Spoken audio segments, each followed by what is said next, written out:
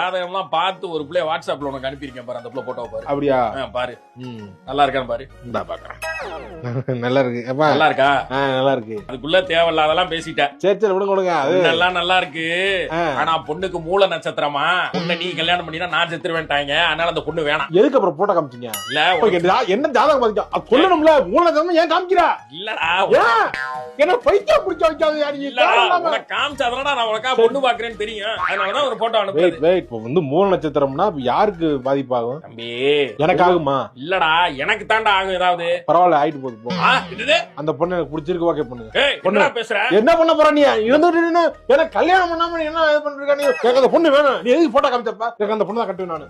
பெத்த அப்படியே சாக சொல்றியா? அதுக்காக முடியாது. அப்ப நீயே போய் கல்யாணம் பண்ணிக்கலாம். ஃப்ரெண்ட்ஸ் வச்சு கல்யாணம் பண்ணிக்கலாம். இல்ல வைடாரி போல. சரி வைங்க. வேற ஏதாவது பொண்ணு பாருங்க. வேற பொண்ணை பாக்குறேன். வை போறோம். இன்னொரு பொண்ணு இருக்கு. அந்த போட்டோ பாரு. போட்டோ பாக்க ஜாதகத்தெல்லாம் பார்த்துட்டு சும்மா பாரு. நல்லா இருக்கா? எப்பா இது நல்லா இருக்கு. சூப்பரா இருக்கு.